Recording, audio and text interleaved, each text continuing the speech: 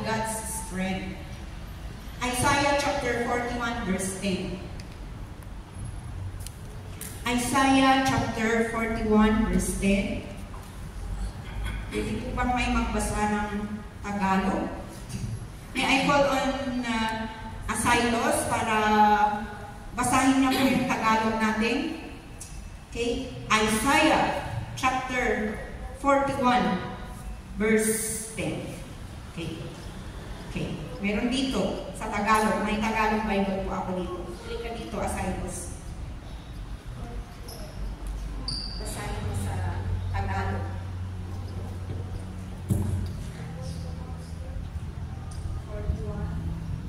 Verse 10.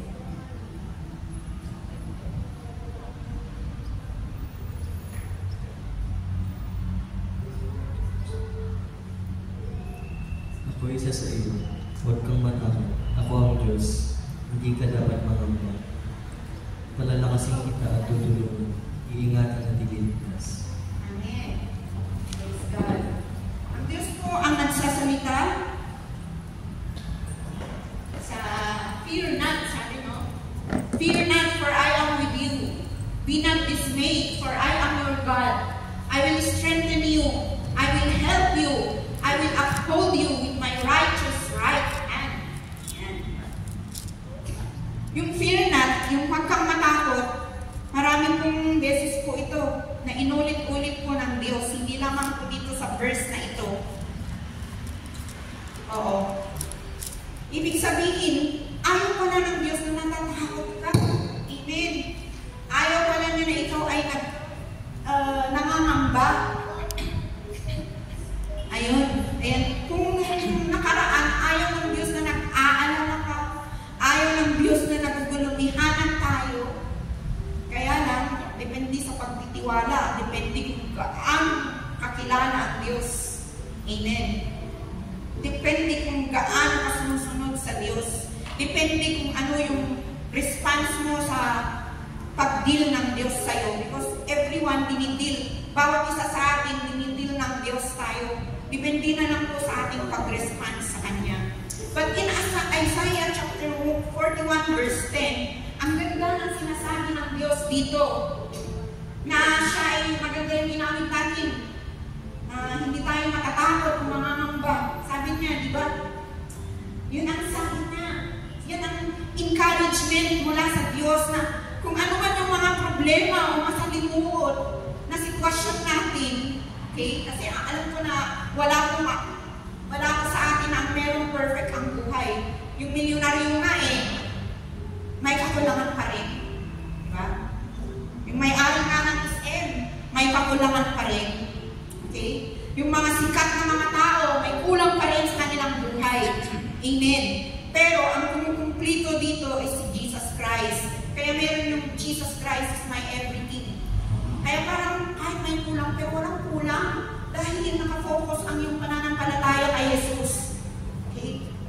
So, rely on God's strength. Ibig sabihin, dumipende sa Diyos. Manalig sa kalakasan ng Diyos. Dumipende tayo sa kalakasan ng Diyos, hindi sa kalakasan mo.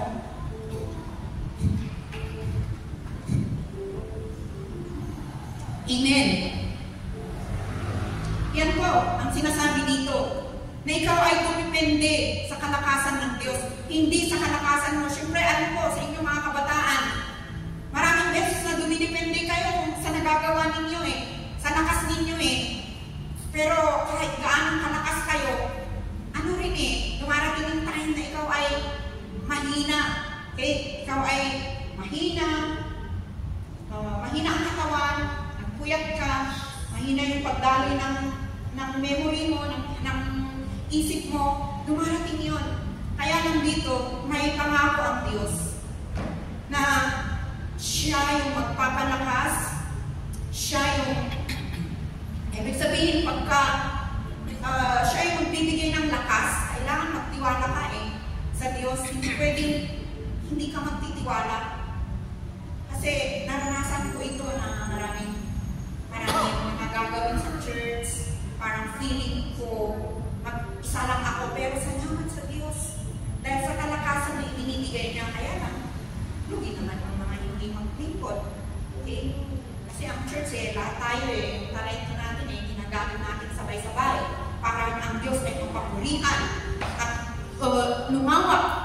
lumago, mag-grow, dumami tayo.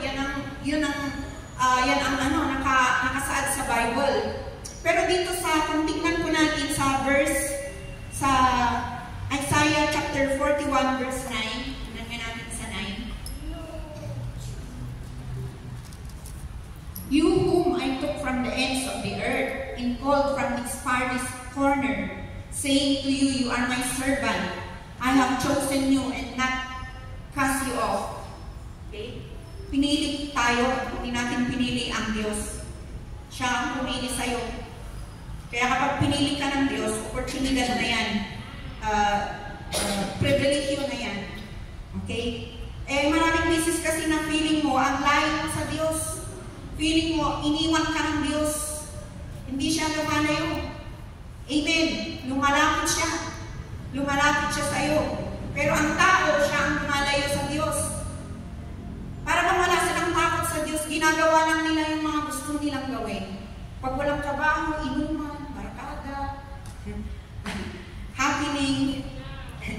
Pero ganun ang taga-mundo nagpuyat, sumakit ang ulo dahil nung kinagabihan ay napuyatan dahil uminom. Yun. Ayan, maraming ginagawa ang mga tao taga-mundo. Kaya feeling nila, ang layo-layo ng Diyos sa kanila. Pero, alam natin na hindi lumalayo ang Diyos. Actually, God is loving. Mahabagin ang Diyos. Ngayon po, because this time is a time of grace, na kung ang tao ay magsisi at iwanan na ang mga kasalanan, tanggapin niya ang Panginoon Yesus bilang Panginoon at tagapagligtas, magsisi sa kanyang mga kasalanan, maliligtas siya. Ayan sa Bible. Because this is a time of grace. Ito po yung panahon ng biyaya. Na kung ang tao ay magsisi, siya ay maliligtas. Pero darating yung time na kahit magsisi ang tao, wala nang tulingan. Dahil ang pinto ay sarado na. Okay? There will be a time. Wala na pong mamangaral ng ebanghelyo. Na-rapture na sila. Sorry. Ayan po. Kaya itong mga time na ito ay tayo po ay dapat po ay magtrabaho para lumawak ang kingdom ng Diyos, ang kaharian ng Diyos. Because you and I are the builders of God's kingdom. We are not building our own, but we are building God's kingdom. Pinapalawak natin ang kaharian ng Diyos. Amen. Hallelujah. Kumusta po ang inyong personal na relasyon sa Diyos? Kumusta po ang pakikipag-ugnayan niyo sa Diyos? Nararamdaman niyo ba siya? Amen? Amen. Salamat sa mga nag-amen. Yung iba, di ba lang? Or feeling malayo ang Diyos sa inyo. Hindi po lumalayo ang Diyos. Actually, binigay niya nga ang buhay niya para maligtas tayo Para maligtas ka Bakit siya lalayo? Ikaw lang ang nagkukulang sa Kanya. Hindi, nagsisisi ka pero hindi mo naman tinatanggal yung mga kasalanan na nagpupumilit na ikaw ay ibilanggo sa buhay mo. Napag-aralan natin doon sa life group, ang ganda ng life group ng Friday kasi kapag ka-Kristyano ka na, nahiya ka na palang gumawa ng kasalanan, lalo na pag nagagamit ka pa sa Diyos. Because sabi niya, ang mga Kristyano ay representative ng Diyos. Kaya minsan, ang mga nagdadala ng takot sa atin, guilt, ay yung mga kasalanan. Galing din sa atin. Hindi ang kaaway, pero minsan din, may maraming fear of the unknown, may fear na lahat-lahat. Pero sabi ng Diyos, He is the good shepherd. He is the good God who shepherd us, who guide us in every decision that we will be making. Ang Diyos pa pala ay siya yung totoong mabuting pastol, mabuting ama na siya po yung nag-guide. Gusto na ngayon kayo mami-guide, mamidalan. Idalan tayo, idalan na tayo. Di ba? According sa kanyang words, pagka nakikinig tayo, pag nagpo-pray tayo, nadadama natin yung Holy Spirit na nangungusap, okay? Inner witness of the Holy Spirit in us, because there is guidance in it. Thank you, Lord, sa Kanya, na kahit chaos ang mundong ito, ang mundong ito ay magulo, lahat ay iniisip yung kanilang sariling kapakanan, pero ang Diyos iniisip ang mabuti mong kapakanan. Thank you sa Lord na siya iniisip, walang ibang iniisip na kundi ang mabuti mong kapakanan. mong kinabukasan. Pero kailangan tuwi yung Diyos at ang sa iyo ay magkaisa. Gustuhin mo. Magpa-guide ka sa Kanya. Kaya yun po yung sabi ng James chapter 4 verse 7 na ang Diyos naman ay hindi lumalayo eh. Hindi lumalayo ang Diyos. Kahit na there are times na gumagawa tayo ng maganda, sumusunod tayo sa Diyos, there are times na ang emosyon natin para bang ang layo ng Diyos, nararamdaman mo na ang layo ng Diyos. Kaya minsan parang mahirap pa lang magtiwala sa Diyos na hindi nakikita. Pero andyan pa rin ang Diyos. Kasi nandyan yung hangin, nandyan ang mga dagat, nandyan ang mga bundok, nandyan ang mga tao na nilalang ng Diyos. Santiago chapter 4 verse 7, sabi niya, 7 to 8 sabi niya, lumapit kayo sa Diyos at lalapit siya sa inyo. Linisin ninyo ang inyong mga kamay, kayong mga makasalanan. Linisin ninyo ang inyong puso, kayong pabago-bago ng isip. Amen. So yun po, na ang Diyos ay hindi lumalayo. Ang tao ang lumalayo sa Diyos. Hindi ko alam, kasi naiya daw ang tao. Or ang Diyos ay nakakatakot ba ang Diyos? Hindi. Yun, sabi niya, sige, ano po sa okay lang po, English, para may Tagalog at English tayo, para po awatan tayo sa Jai. So may Jai, kuna na nga, draw near unto God. No? Kumasidot ka. James, ano? Okay. Christian James. Malapit sa dulo. Kumasidot ka. Okay? At palalakasin kita. Kasi kung hindi ka nagtitiwala, talagang lalayo ka. Amen. Pero ang ganda kasi pag ang Diyos ang nagpapalakas sa atin, ibig sabihin nun, it makes someone stronger and stronger. Sige, pumipigsa ka. Well, uray ko itong ka, napigsa ka. Kung morning, Sister Baby Tatay, hindi nag-testimony. Uray akong bagas, adain ako eh. Alala ko yung testimony ng isang pastor. Awan tibagas lang, adain ako eh. May walang bigas, pero may kanin. Okay? It's a miracle. Sinabi ng doktor na hindi siya magkaanak. But after 7 years, nagkaanak siya. By faith, dahil nagtiwala, patuloy na nagtiwala sa Diyos. Ibig sabihin na God makes you stronger and stronger, progressive tense, para magagawa mo ang mga pinapagawa ng Diyos sa iyo. Yung may mangyayari, pinapalakas ka ng Diyos, panalakasin ka pa ng Diyos. Ibig sabihin that He will strengthen us. You are growing, lumalago ka, nagmamature ka, nadidevelop ang kabutihan sa iyong isip, sa iyong puso, napapaganda at napapabuti, mananatili ang katsagaan sa iyo. In His presence will always be with you to guide you and to hold you with His right hand. Yan po yung kapangyarihan ng Diyos at lakas ng Diyos. Na isa sa larawan po dito yung presensya ng Diyos, yung kapangyarihan at lakas niya. Kaya wag na po tayong lumayo. Wag ka lang lumayo sa Diyos. Amen. Wag ka lang patumpik-tumpik pa. At kung nakakaranas ka ng kaulimihanan sa iyong buhay, kaguluhan, sabi niya dumipende ka lang sa Diyos. Okay? Dumipende ka sa lakas ng Diyos. Huwag kang dumipende sa tao. Amen. Huwag kang dumipende sa emosyon mo, sa feelings mo, kung ano yung nararamdaman mo. Kasi baka yung nararamdaman mo, hindi naman mapapagkatiwalaan ng mga emosyon natin. Dumipende po tayo kay Jesus. At huwag po tayong dumipende sa kayamanan ng ibang tao.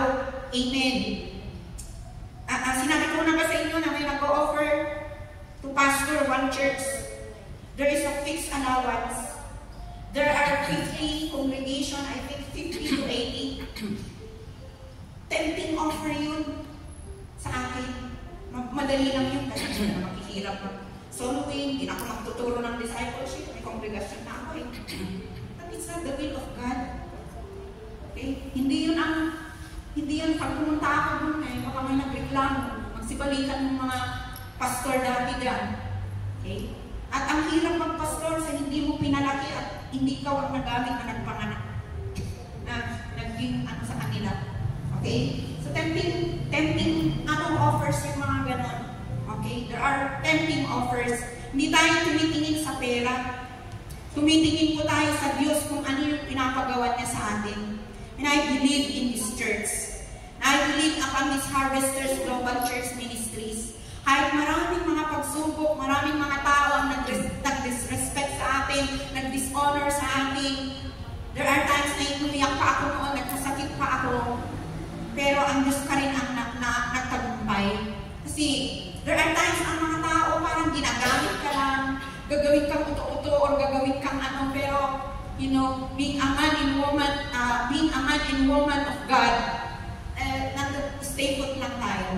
Dahil ang Diyos ang bahala. Ang Diyos ang bahala. Rely on God's strength and not us. Hallelujah. So,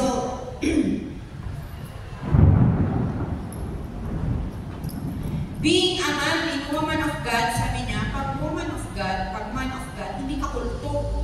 Ibig sabihin, nasa tama ka. Si Jesus ang sinasamba mo kasi siya yung totoong Panginoon at tagapagligtas. Yun ang ibig sabihin ng man and woman of God. Huwag natin sasabihin ng woman of God ako. Pero, hindi ka na lang sumasamba sa espiritu at katotohanan. Okay? Yun ang ibig sabihin. At naglilingkod po tayo sa Diyos. Yun ang ibig sabihin na, but kung anak ka na ng Diyos, it does not guarantee na hindi tayo makakaranas ng pang-iinsulto o pang-aapi o rejection. Pero salamat sa Diyos.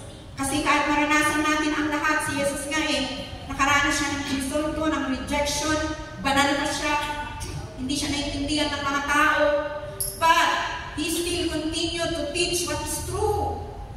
Amen. So do not fear. Yung iba hindi hindi siya na nag-witness because of fear. Na sila ay ma-reject, sila ay ma-insulto, but you know what?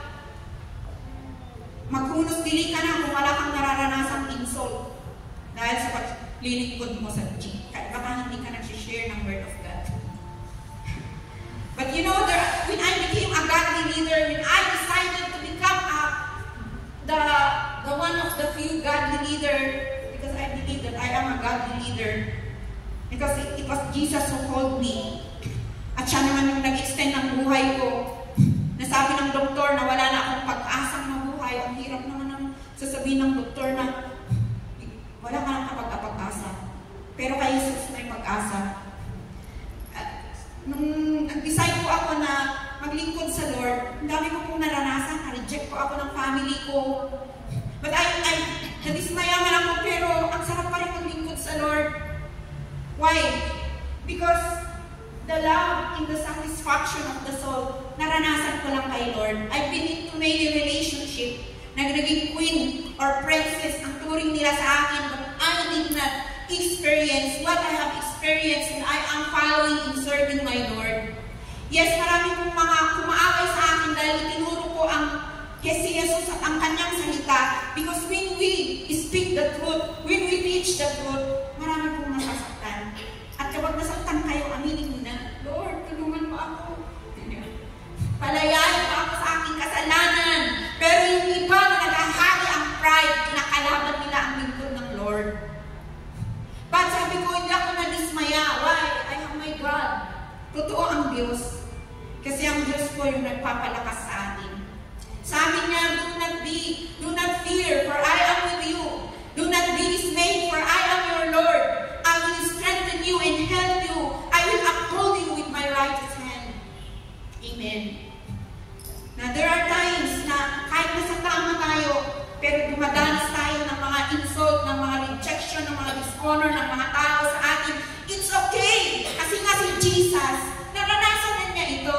Nung siya po yung naglingkod, nung pumarito siya dito sa mundo. If you only read the Matthew, Mark, Luke, John, ayan po yung biography ng buhay ni Jesus. Mamamangha kayo kung paano na si Jesus ay nag-submit sa kanyang Diyos na Heavenly Father. Okay? Kaya, salamat sa Diyos kasi kasama natin siya. Kasama niyo ba ang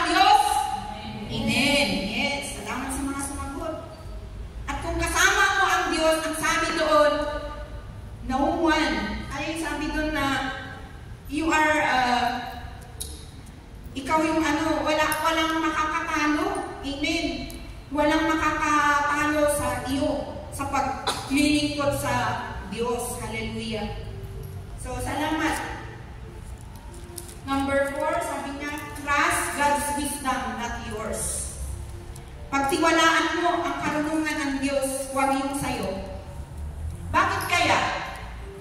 Bakit kaya sinabi ng Diyos na pagtiwalaan mo ang karunungan niya at hindi yung sayo? Meron ba kayong sagot? Ang pinaimbaga ni ang Diyos na pagtiwalaan at talok ka, ijay, hindi ako Diyos, at talok ka, ijay, sirig ni ako Diyos, haan na jay sirig mo. Apa yung panaimbaga ni Diyos? Bakit? Bakit? May sasagot? Bakit sinabi ng Diyos na pagtiwalaan mo? Bakit dito sa salita ng Diyos ay sinasabi na magtiwala tayo sa kanyang karunungan, hindi sa atin? Bakit ba? Ano kaya ang dahilan? May sasagot ba dito? Dito, may sasagot? Dito, sa side na ito, may sasagot?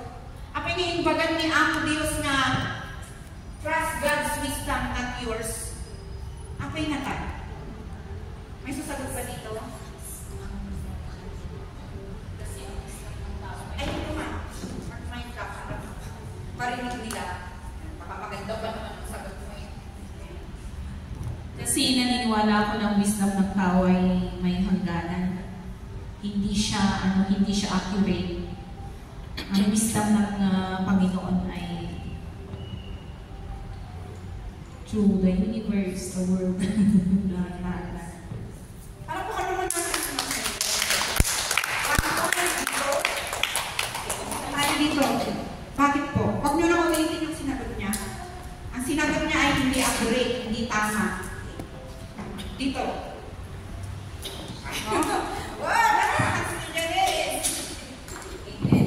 Okay, kasi yun nga, we have an all-knowing God, an omniscient God. Yung alam nila ng bagay, may mga things na alam niya na hindi natin alam.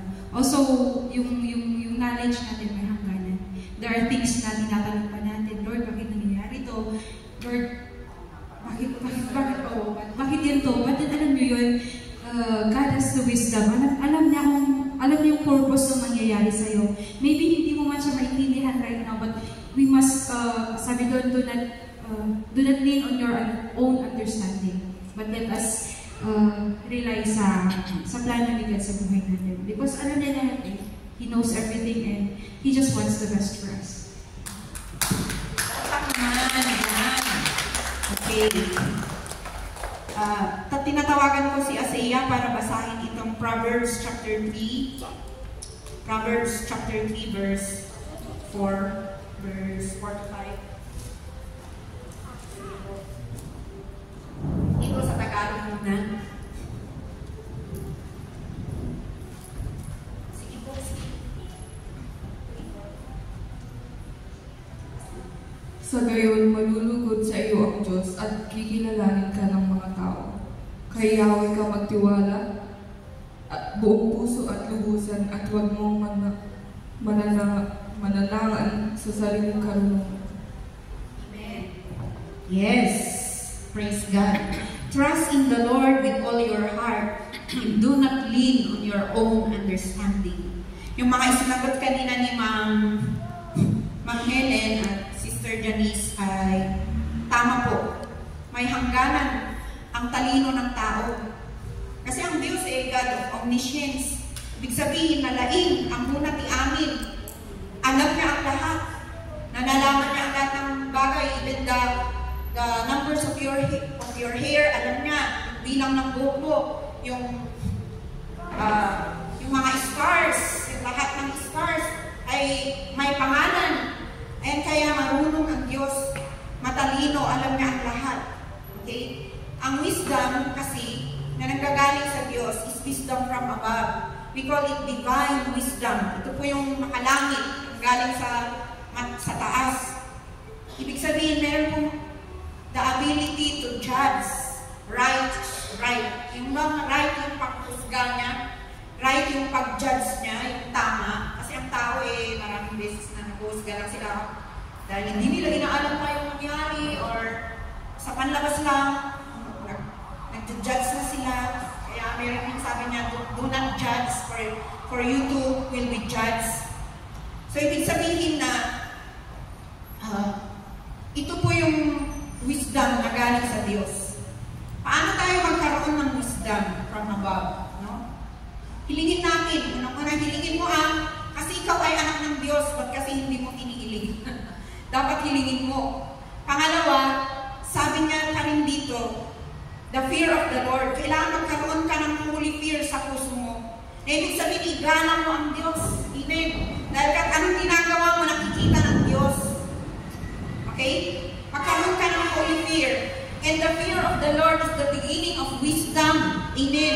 Magkaroon pala tayo ng wisdom dito sa bakal ng lupang ito. We will have godly wisdom, heavenly wisdom, wisdom from above. Habang tayo pa ay narito sa lupa, kung tayo ay may banal na pagkatakot sa Diyos. Paano sasabihin na may banal na pagkatakot ka? Natatakot ka nang gumawa ng kasalanan. Amen. Diba? Yung testimony ng life group natin, noong last Friday, dati-dati nahiya siya kapag hindi siya nag-oo, hindi siya sumasama sa mga friends niya. Diba? Yung testimony ng isang, noong last Friday. At minsan, gumagawa siya ng time, para siya makasama sa mga barkada niya. Siyempre, makamundo yung mga barkada niya, inaano siyang uminom, or manood ng malalaswa. But there comes a time na ang Holy Spirit na ang nagsasabi sa kanyang puso, na mali ito parang may mali So, ginawa niya, hindi na siya sumasama. Kapag niyayaya na siya, nagsasabi na siya ng no. And let your no be no. Amen. Hindi pwede yung Kristiyano pag nasa labas ka ng sambahan, pag wala ka na sa fellowship, nakikigawa ka sa ginagawa ng mga makamundo that is compromising. Awan ito sa kang na Kristiyano. No? Wala kang sa kang na Kristiyano. So, yung testimonies, nung siya po ay nag-yes kay God, binigyan siya ng strength ng Lord. Amen. At siya ay ginagamit ng Diyos. Amen. Pero hindi pa ko naniniwala na lumabas yung potential ng batang ito. I believe na mapipiga pa siya. Marami pang potential siya na ilalabas. But I believe that as she grow in serving the Lord in the wisdom of God, God will develop her para maging godly, strong, and committed na namumuno or leader. Kasi kailangan ng Diyos ang mga strong and committed godly leader. Amen. Na walang fear. Na ituro. Amen. At influensyahan ang mga tao dito sa mundo. Ang daming tao dito sa mundo. Wala hindi nila alam ang prinsipyo na dapat nilang tayuan. But the right principle na dapat natin tayuan bilang anak ng Diyos ay ang salita ng Diyos. Dahil kailanman, ikaw ay magiging pagpapala at hindi ka magiging malas or ikaw ay pagpapala. You will be as shining, as bright as star. Di ba yan ang pangako ng Diyos? Hallelujah. So, we will trust God's wisdom. Na hindi tayo manaman sa ating sarili. Kasi, nabasa ko kanina alam niyo po yung wisdom ng tao. Human wisdom is evil. Sabi, demonic. Grabe naman ito. Itong magsulat dito. Sabi ko ganun. ang makamundo daw, of course, flesh evil, demonic. So let us have God's wisdom. Amen. Hallelujah. Yamang din lamang na tayo po ay representative ng Diyos dito sa lupa. We are the God's representative dito sa lupa. E di, manangan na po tayo sa karunungan ng Diyos, hindi sa ating karunungan. Kaya yan ang sinabi niya, na trust in the Lord with all your heart. But you have to really know God para mabuo ang tiwala mo sa Diyos. Kasi ang Diyos pwede nating maranasan sa araw-araw nating buhay. Amen. Pwede mo siyang maranasan because He is a relational God. Na pwede siyang maging big brother sa'yo. Pwede Pwede siyang maging ama sa'yo. Pwede siyang maging Heavenly Father. Pwede siyang maging husband sa'yo na wala kang asawa. Amen. Hallelujah. Pwede siyang maging best friend sa'yo. Hallelujah. Praise God. Pwede siyang maging perfect guide sa'yo. Dahil nakikilala ko siya. And He is my everything. So sabi, huwag kang mananan sa iyong sariling pangunawa kasi wala po yung ating sariling pangunawa. Dahil yung ating pinag-aralan nung last ay kapag ikaw ay nagtitiwala sa Diyos at ibinibigay mo sa Kanya, kinakausap mo siya, sinasabi mo ang sitwasyon mo sa Diyos na Ama mo sa langit. Binibigay na yung dimalirik na understanding sa'yo, di ba? Meron tayong good understanding sa ating mga puso, nauunawaan natin ang mga bagay-bagay. Amen. Hallelujah. Praise God. So yan po, trust in the Lord with all our heart. Na kailangan pa na natin magtiwala lang sa karunungan ng Diyos. So pagka marunong ka, dapat alam mo rin ang Kanyang mga salita. Amen. Pag nasa atin ang wisdom ng Lord, we must know God's Word. Amen. Because God's Word, we will apply it to ourselves. That's the wisdom. Kaya trust God's wisdom, not yours. Kahit isang gulong lang yung prayer mo, isang sentence na, kung tagos sa puso mo, naririnig yan ng Diyos. So yun po, huwag tayong magtiwala sa ating sariling kaalaman. We will not trust in our own strength, kanina, and then we will not trust in our wisdom, but we will trust God's wisdom. Dahil ito po yung malinis, okay? Maayos, okay? Ito yung matwid, ito yung na-judge mo yung isang bagay na tama. Amen. Hindi po na-influensyahan ka lang ng isang tao. Yung tao pa naman na yung pamali din. Di ka mali ka rin pag na-influensyahan ka ng isang tao na sa una pa ay mali na nga. Kaya mali rin dahil na-influensyahan ka.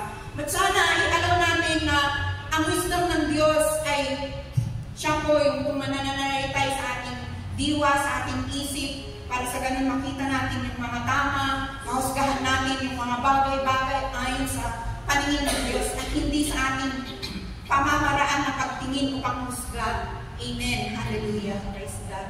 So yan po yung ating pinag